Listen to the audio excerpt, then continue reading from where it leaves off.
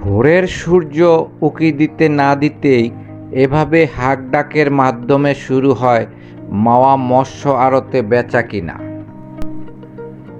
কয়েক ঘন্টার এ বাজারে বেচাকিনা হয় কোটি টাকার মাছ। একদিকে ডাকের মাধ্যমে চলে পাইকারি বেচাকিনা, অন্যদিকে খুচরা মাছও পাওয়া যাচ্ছে এখানে। তবে খুব তাজা তাজা মাছই পাওয়া যায় মুন্সিগঞ্জের লৌহজংয়ের পদ্মাপাড়ের এই মাওয়া মৎস্য আড়তে। বড় বড় ইলিশ, পাঙ্গাস, চিতল, রিটা, বোয়াল, কাতল আইড় ও বাঘা আইড়ের মতো বড় বড় মাছ পাওয়া যায়। আবার পুঁটি, খলিশা, বেলেসহ নানা রকম দেশীয় মাছও পাওয়া যায় এখানে। কই, শিং ও মাগুর মাছ পাওয়া যায় প্রচুর। বিয়ে শাদী ও অনুষ্ঠানাদিতে এখানে লোকজন আসে বড় বড় মাছ কিনতে।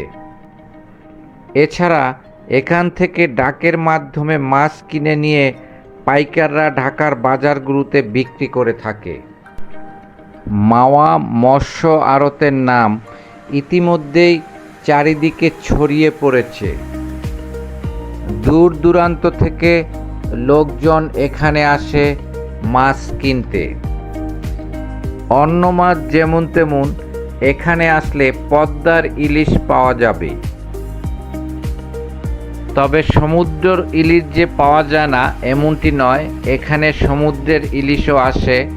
তাই কেনার সময় আপনাকে দেখে কিনতে হবে কোনটা সমুদ্রের আর কোনটা নদীর ইলিশ। এই মৎস্য আড়তে খুব সকাল থেকেই বেচা কিনা শুরু হয় এবং সকাল 7টার মধ্যেই বাজারটি শেষ হয়ে যায়।